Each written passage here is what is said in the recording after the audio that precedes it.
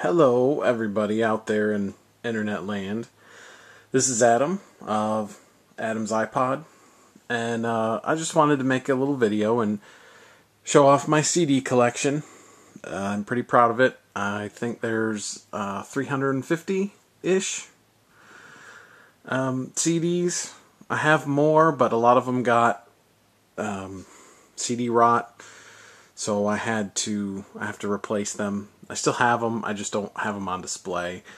So what I want to do is just give you a little tour, show you some of the things that I'm proud of that I have in my collection.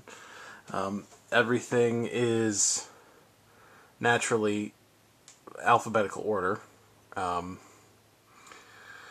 First thing that I wanted to show you was my my Bride, Live to Die. This is the original pure metal version. This is not a Star Song re-release, and I get a bunch of glare there in the camera.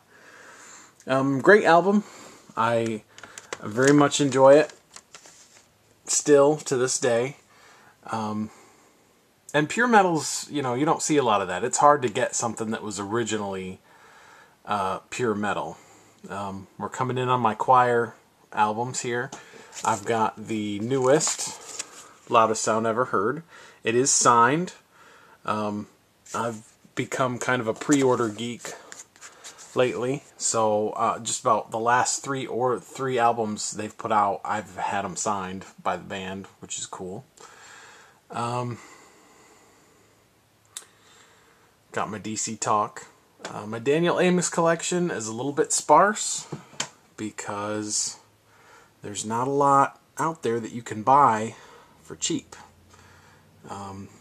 It's, I guess, record company and whatnot. I've got Devin Townsend, signed by Devin. That's Addicted. Probably my favorite of the Project CDs.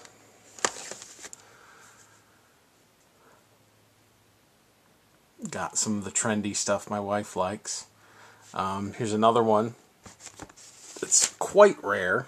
Fluffy. They're a Christian punk band, really sloppy sounding, but I love that tape back in the day when I had it, and I still like it.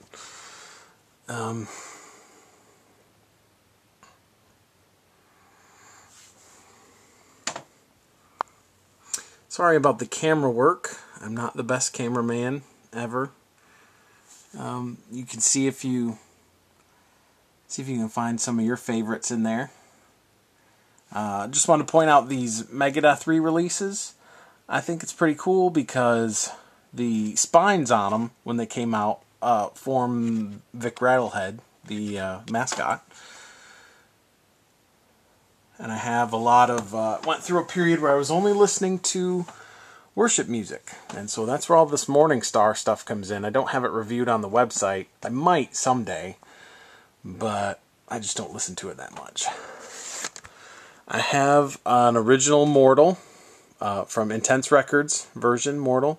Lucis. Again, not terribly rare, but just one of my favorites, and I'm glad that I have the original Intense Records version, because Intense Records was just the stuff back in the day.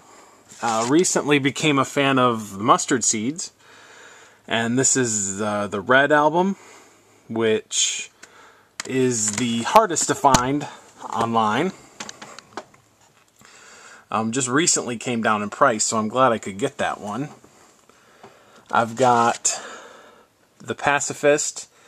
This is, of course, the original cover. They had a black cover that was mainly distributed to all the Christian radio stations, and I've got the one that everybody got their panties in a bunch over, so I'm quite proud of that. Found it at some old store.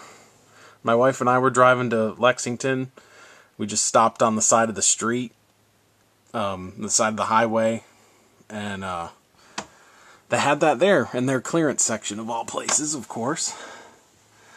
Here's another one that I really enjoy. Scattered Few Sin Disease, original, I believe Alarma edition.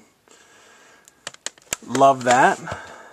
It's a funny story. My mom, I got that originally on tape, and my mom went to the store to get it for me because I asked her to do it. After I've heard Kill the Sarks on the Hot Metal Summer 3, and the lady apparently asked my mom, do you know what you're buying? Because this is not for everybody. A good friend, Jason, gave me that, along with a couple Alice Cooper CDs. That's I believe a pre-release edition, promotional version of Live on Earth from Star One. That's pretty cool. I'm also pretty proud of my 2 Swirling Eddies CDs. I have Let's Spin and Outdoor Elvis. Both original Alarma, and I think both of them are Alarma. Sorry. Apologize for the camera work. Both of them from Alarma. I'm very, very proud of those. Those are pretty hard to get for, any economical cost, because they're around 20 bucks. I have a lot more Tourniquet CDs. There's only Psychosurgery there. Mainly because they all got ruined in Florida when I lived there. That's very sad. And the last one that I wanted to show you, because this is sort of an odd purchase. I don't even really like this album that much. Sort of droning techno. But I love the cover. I mean, I basically got this album because the cover art is amazing. That's all. That's it. There's my little Christmas collection down there. And then some other CDs, some doubles of stuff. I've got some CDs that I just haven't listened to, haven't had the time or the desire, quite frankly, to listen to. I'll probably listen to them at some point. And then I've got a couple other cool things. I've got the Panic at the Disco. This is the deluxe edition of Vices and Virtues. And I'm not going to open it all up, but there's a ton of crap in there. And it was a good deal for the money. I mean, it's huge. It's thick and it's enormous.